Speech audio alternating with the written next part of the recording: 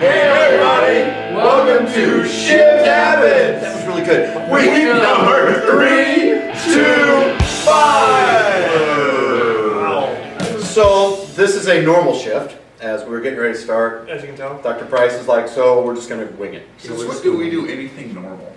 Exactly. Normal is just a setting on a dryer.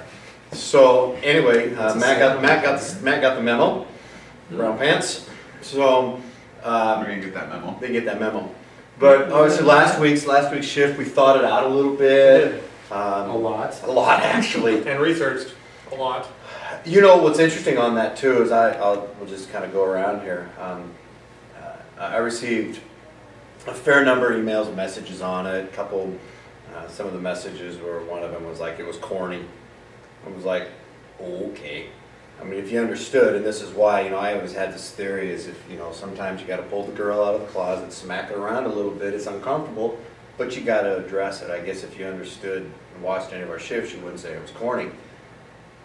And yeah, it wasn't out of disrespect to that, but it's like, really? And I'm still reading some of the stuff on it, but, anyway. They still haven't caught the gorilla yet. Not yet. We're That's still looking for the running gorilla. around. So, should we go right? You got anything to say last week's shift?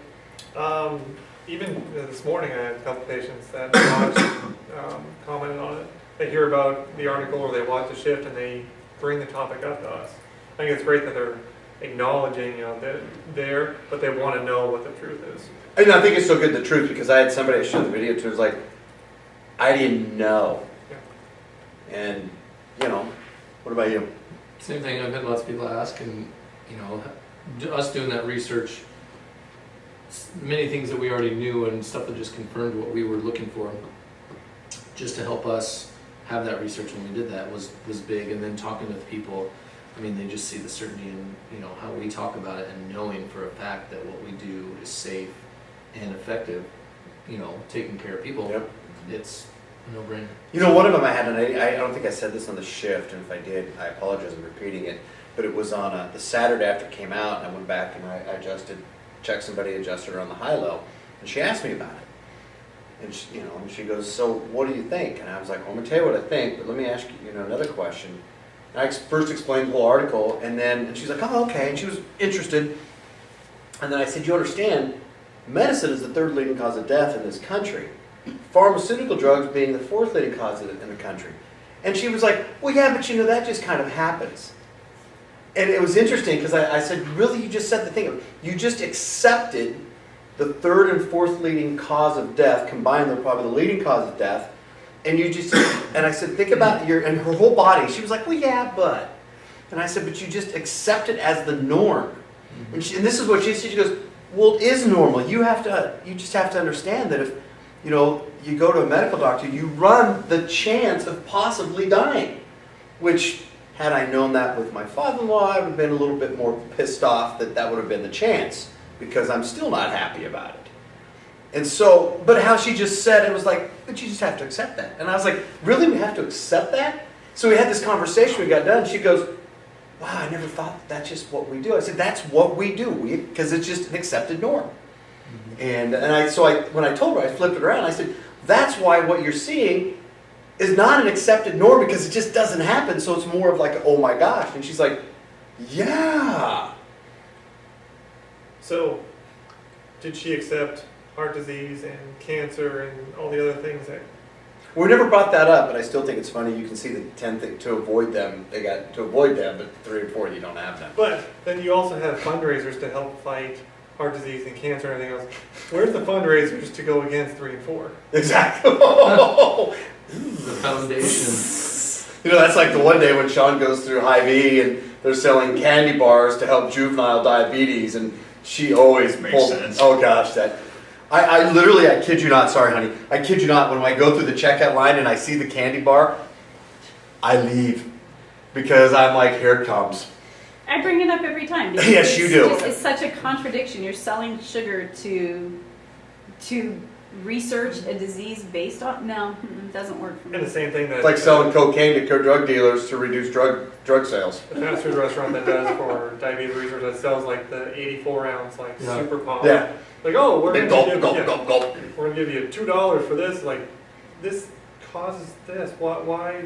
But see, that's just it. I don't think we're going to get to what we're going to talk about. No, not at all. But we're not going to get to it. But that's the beauty of the shift, isn't it? But that's just it. That's an accepted norm. It is. And we accept lack of ease, dis-ease, of being normal where health is abnormal. Yep. And it's like, Waking up with a normal headache. exactly. Well, It's almost like it's an intricate little plan somebody wanted to have happen. oh, Critical thinking. Price is a critical thinker. Conspiracy theorists.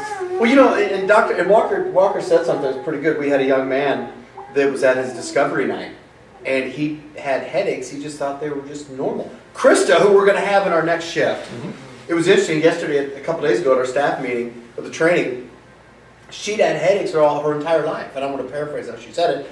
She just assumed it was normal. Everybody have them. Everybody had headaches, and it's like that goes back to the conversation I had with the lady in the high level, one of our patients in the high level, about it. It's just an accepted norm. That, how did she say it? She goes, but it's an inherent risk. Then you go to your medical doctor, you may not walk out. And I was like, I don't like it. Though they put that fancy word inherent risk. Yeah. So because it's inherent, now it's okay. Yeah, and I mean, now once again, get it. Had they not did what they did, I wouldn't be sitting with you, Hunyaks. And for those who know Czech, you know what I said. So I'm not busting on. What I'm busting on is I got a translation. you're gonna have to get the translation at. But what I'm upset by is the judging, and I told this to Sean the other day, is I think as chiropractors we're held to a higher standard, and I'm okay with that. I'm good with that. But as Sean says, then I'm going to hold you to the same standard you hold me at. And I've often said it when I see something on TV where another health professional judges me and what I do. All right, let me come judge you. Yeah. Because you wouldn't like it. Well, it was Dr. Bud Crowder, famous upper cervical doc, who said, to err is to be human, but as a chiropractor, you don't have that commodity. That's right, he did say that. Yeah. I'm And we going to don't. make you guys back up for a second because I just looked up the definition of inherent. Mm-hmm. Would you like to hear the definition Yes, of what please. inherent really means? Existing in something as a permanent, essential, or characteristic attribute. So it's essential. And an attribute Permanent. to just accept the fact that you may not walk out. See, that's just it. But you hear it all the time, don't you? It's an inherent risk. So it's a permanent risk. It's a always permanent, there. essential. Well, it is permanent. But a synonym No, to it's- inherent is innate. Whoa, that's interesting. Oh. There's an inborn risk. Repeat that. Repeat it, Bryce. Go There's ahead. an inborn risk. Which is what it said. Its synonyms are intrinsic, innate, immanent, built-in, inborn, ingrained, deep-rooted. So I guess, with that, since we were going to talk about habits, I guess that'll be not the next shift, but the shift after. Which maybe not, because we do have to go on a hunting trip. It is the shift, so we like to shift the topic. We did shift. I do want to say is, it is our purpose, truly, to help awaken the power that you have inside of you. That's what we get to do every single day. Humanity has accepted lack of health and disease as being the norm. That is not the norm. We decided, literally, you can't see, but back there is our notebooks and tablets sitting around working on stuff. Last night I sat in my little office for a few hours with my one light on, and my wife let me work for a while and have pages and pages of stuff and throwing them out at the guys now. It's time to elevate it. 2017 is going to be a good year. We got to bring the light. Sorry. So everything 2017. else, Dad? Nope. All right, everybody, we're out of here. We're outta On here. that note. See you next week.